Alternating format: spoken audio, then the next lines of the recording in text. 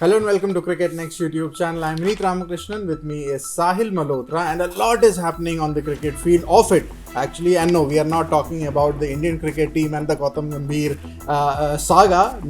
We are talking about the IPL. It's still quite a distance away, but a lot of chat, a lot of rumor around IPL trades, people moving here and there, and again, not the players, but it is more about the support stuff. Sahil here has broken the story about Vikram Solanki and Ashish Nehra, the very successful duo from Gujarat Titans, could be moving out of the setup. Vikram Solanki and Ashish Nehra oversaw two good, brilliant seasons of Gujarat Titans. The third season wasn't the greatest, so let's kick things off from their side itself. Vikram Solanki, director, Ashish Nehra, very liked coach all around the setup. What's happening there? What is brewing there? I think something is definitely brewing, Vineet, because as we wrote for CricketNext yesterday, there are strong indications of the two moving on, probably to a different franchise or probably nowhere. But they're probably moving on from Gujarat Titans, and there's a strong word out there. And we haven't had confirmations from the GT management yet. They're still tight-lipped on that, and there has been no word, no confirmation, no denial from them yet. But the word out there is very, very strong with regards to Ashish Nehra and Vikram Solanki. And there's another World Cup winner, a legendary batter, all-rounder batter. Forgive me for calling him a batter. He won us the World Cup, 2011 World Cup with both bat and ball. So Yuvraj Singh, he's in consideration. His name is doing rounds. His name is certainly on the table.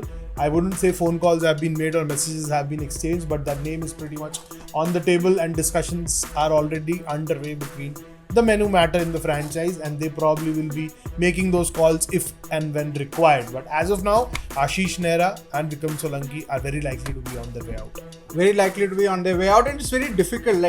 One is the director of cricket there, and one is an assistant head coach. Pardon me, but Yuvraj Singh, you could look at him as the head coach, but a director of cricket is something that would be very difficult to maybe replace or get somebody at that role. But there are quite a lot of people who we will be discussing more about that who could fill that role. Let's see. I mean, Sahil will give you updates on that. He'll be on the ball when it comes to these kind of murmurs. Talking about further on these murmurs, one of the names that I personally would look at is somebody like Ricky Ponting. Could be at GT. DC has let him go. Wasn't the greatest of the choice of words by the director of cricket there, by Ganguly on Ricky Ponting. But then again, he is there, and in wrestling terms, if I want to put it, he's probably the hottest free agent out there. Absolutely. I think the most sought after coach right now, or probably, coach is, I don't know, it's a very, very overused term when it comes to T20 cricket. I would stick to a man, manager, mentor kind of role. And just added to the GT revelation, which we just discussed, I think Gary Kirsten moving on is also very significant. He was there in charge of the batting group. He was the mentor of the side. Now he has taken up a full-time role with the Pakistan cricket team. So now Ricky Ponting is free. He is available. Saurav Ganguly has kind of pushed him under the bus by making those comments. And I think, yes, the management did make up their mind before Ganguly made those comments. But I think they were waiting for the right time to make those revelations, and certainly wasn't in a good taste when the director of cricket kind of made those things public, which were still confined to the four walls and just restricted to the men who matter. Now coming to Ricky Ponting, yes, Gujarat Titans, he could well go there. Mumbai Indians, whether they'll stick to Mark Boucher, didn't have a very pleasant outing with Captain Hardik Pandya. We all saw that last season. So these are the two teams who could be interested in Ricky Ponting. And now we're also hearing a report in CrickBuzz. We were just reading before coming here. Trevor Bayliss could well be on his way out. Just before we go to the Trevor Bayliss part, okay, other organizations do well, but we also do quite good stuff here. Sahil also had one story about couple of Indian World Cup winners joining the DC setup also. So one is more or less sorted. One is more or less on board, so there will be no doubts about that. Regarding the second, serious conversations are underway. I wouldn't say that it's a done deal yet, but it's very close to that, and it is very, very, very likely to move forward in the direction which you have written. And the flavor and theme, Vineet, of all these talks, I think it's important to underline the fact that every franchise is looking at Indian coaches right now. that trend is changing. Yep. You know, start of the IPL, we were just talking about those big names. You know, big names like Shane Warne taking up the role, the late Shane Warne, the great Shane Warne taking up the role of a coach come mentor come player at Rajasthan Royals, doing what he did for the franchise. Then, you know, someone like a Brendan McCullum coming to KKR as a coach, and then all those names were doing rounds. But off late, especially after the success the likes of Gautam Gambhir have had in the dugout, the likes of Chandrakant Pandit have had in the dugout, KKR, the assistant coaches who have been doing the magic, the support staff, the role which the Indian coaches are playing at the RR Academy for Rajasthan Royals. So all these things, adding up together, and just the kind of depth they bring to the table. Because one of the reasons which led to the fallout between DC and Ponting was that Ponting is not at the ground, not involved 365 days a year. It's no longer a 2-month tournament. It's a 12-month job. You have to scout players, you have to train players, you have to groom players, you have to nurture players. So for that, I think the franchises are looking at an Indian connect. And I'm sorry Mr. Abhishek Nair, I forgot your name, but I think he's the biggest name to be talked about here. Yeah, absolutely. मतलब एकदम under the radar type coach, और उसने देखो the kind of work which he has done. So I think all those things keeping in mind, that is why DC are looking at a all India setup, and that is more or less confirmed that कि वो overseas नाम नहीं देखने वाले. वो Ricky Ponting ने पूरा मेला लगा दिया था ओवरसीज कोचेस का. एक टाइम था प्रेस कॉन्फ्रेंस में, if you remember, we used to tick names कि ये 6 आ गए, 7वां आएगा, जेम्स होप्स आएगा, शेन वॉटसन आएगा. So it's going to be a all Indian support staff. All Indian support staff, I think, that's the way forward, because with all Indian support staff, as you mentioned, the scouting, and even in the last IPL you saw lot of domestic talent coming through. You had not heard of them, but it is that scouting that probably unearthed these talents. And talking about Abhishek Nair, no more under the radar. He's going to be with the Indian team. So no more under the radar. Moving on, it's a great segue that we talked about Abhishek Nair. KKR, Chandrakant Pandit, Gautam Gambhir, Shreyas Iyer, the magical trio was going everything right for them, but not now. It's like the support staff is blank with Gautam Gambhir going, Abhishek Nair going. They are in for a mass recruitment, so to speak. Absolutely. How are they going to approach that? I think before they plan their mega auction of the players they are going to retain, I think they need to set some budget aside to go shopping for the coaching staff, because apart from Chandrakant Pandit, they don't really have anyone in the backroom setup right now. Ryan Tenduskarte is gone. Gautam Gambhir is gone. Abhishek Nair is gone. So who goes back to KKR? Is it Vijay Daya, who was not doing any role with any franchise last season? Yes, he was let go of. He left LSG when Gambhir went to KKR, but he didn't join KKR. There were murmurs of him joining KKR, just supporting the wicket keepers there. That didn't quite materialize. So whether this will be his year, that remains to be seen, or whether they go for Ricky Ponting and have Chandrakant Pandit there. Again, KKR player. Anything and everything is possible here with KKR, especially because they are in that kind of position where everything was going right for them, but now all those right boxes have moved to the Indian cricket team. So they really need to go on that, as you mentioned, the mass shopping drive, but of coaches. So it's going to be a different experience for them, but it's going to be a complete overhaul, that's for sure. Complete overhaul. Funnily enough, they'll have to start afresh at some point or the other. That's very funny. Not a situation they wanted themselves to win, especially after winning the title.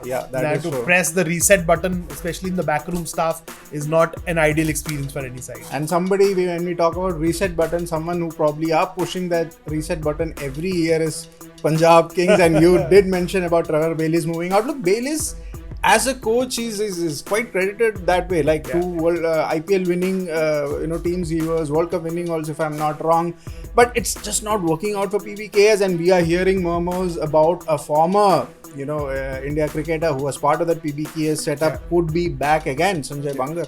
No, Sanjay Bangar already joined the coaching setup last year, but whether there will be a promotion in his role or elevation to the role, see, with PBKS, वो एक match हार जाते हैं, वो reset button एक match के बाद दबा देते हैं. I don't know how that franchise actually functions, because as much as we want them to do well, we know that they're not going to do well. So it's not a secret anymore for me to spell out here or be ruthless in spelling it out. I think Trevor Bayliss is not a bad coach, but the results haven't come, and they desperately need results. They wanted those results under Anil Kumble and KL Rahul. but they instead assembled a mini RCB in Punjab Kings. That's true. Because any and every Bangalore player who wished to play for RCB ended up playing for PBKS, but the results just didn't come. They tried Mayank Agarwal, KL Rahul, but the only thing which worked for them so far has been Arshdeep Singh. So I think अभी उनको अर्शदीप को रोकना चाहिए. जितने करोड़ मांगता है दो, अर्शदीप को रोको, कोचिंग सेटअप अपना improve करो. You have Wasim Jafar. I don't know whether he has moved on or not. I think he has moved on. Yeah, I think he has moved on. So they had Wasim Jafar. They still have Sunil Joshi. They have Sanjay Bangar. So plenty of Indian presence there. People who are still rooted to, as I say, the ground realities of Indian cricket. So get a strong Indian name. VVS Lakshman, I heard, is moving on from the NCA. There are some murmurs of him going to LSG. Why not PBKS? So I'll probably have to retract my statement about the hottest free agent being Ricky Ponting. It could very well be VVS Lakshman.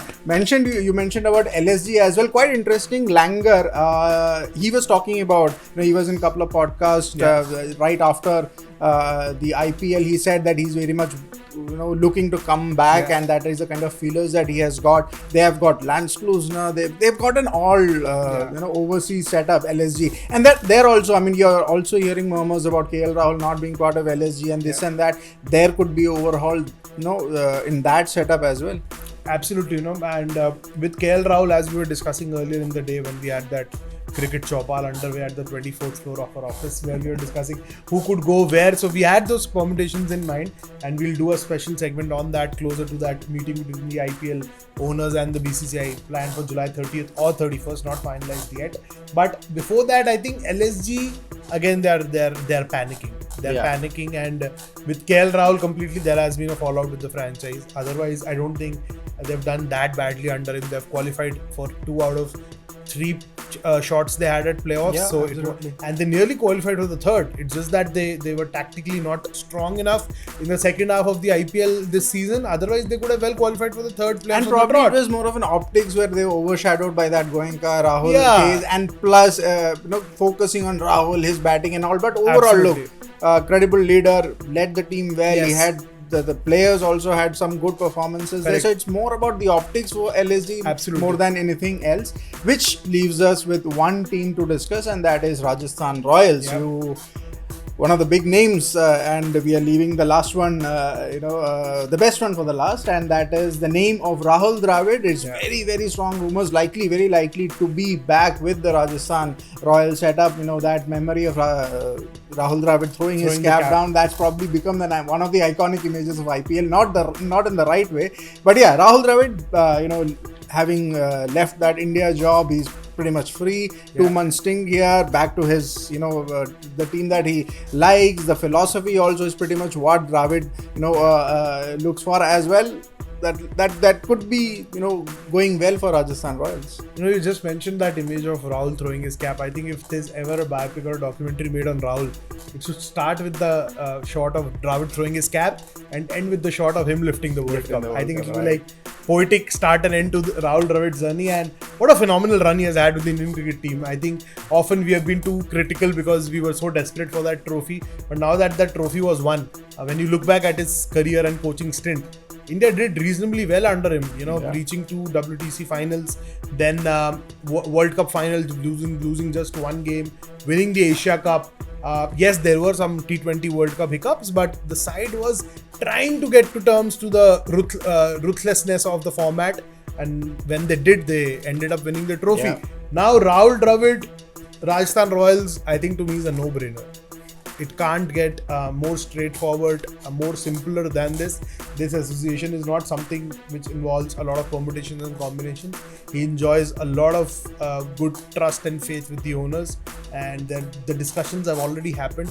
What happens to Kumar Sangakkara is going to be anybody's guess right now, whether Sangakkara remains involved as the director of cricket and just overlooks the franchise on a very day-to-day basis, and Rahul Dravid just comes in for the specialist role during the IPL. So I think that should be the ideal arrangement, because Dravid definitely would want to focus on his 2 kids, and he's grooming one to be an all-rounder because he has sniffed a dearth of all-rounders at the highest level. So with Dravid, I think that 2 month stint makes a lot of sense, and that is where I see Sangakkara being retained as the director of cricket. Now, what the franchise decides is none of our business. Yeah, probably. that's true. And Trent Bolt has already come when Malinga went to MI and Bolt came to RR.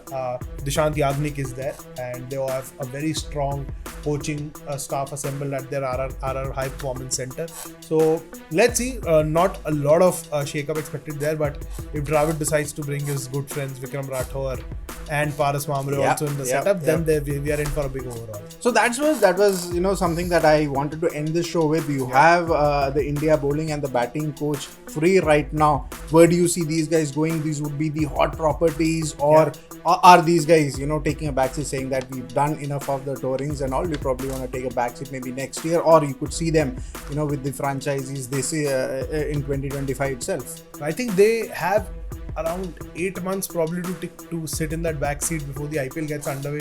And Paras Mamre, our colleague Swami did an interview this morning, and he did kind of reveal his cards, but he did say that he's open to exploring options, but not at the moment. At the moment, no one is asking me because it starts next year any which way. So Paras Mamre can chill, he can enjoy his fresh lemonade or whatever he wants to add in it. But the IPL role is not going to happen before next year. So Paras Mamre could well be seen there. Vikram Rathore, a lot of things could happen if that Indian cricketer decides to move on from NCA. Absolutely. So there are some reports, some indications, some murmurs around that too. So that's going to be a big development. Whether Rathore is up for that job, because he has been, I don't know, I've been seeing Vikram Rathore in different capacities for close to a decade now. Yeah. It's like I'm aging with Vikram Rathore right now, and I don't know how we are aging, whether like fine wine or what. But I've been seeing Vikram Rathore for close to a decade now. So let's see whether that association continues and we get to see him more without the press conferences this time. Absolutely. And when IPL is calling you, generally don't say no, right? You don't. So that was it. That was it from Sahil and me, Vineet Ramakrishnan, talking about the IPL murmurs, rumors, and whatever is happening. We will get you more on this. Sahil will be, as I said, on the ball regarding this. So you will be expecting a lot of these kind of videos.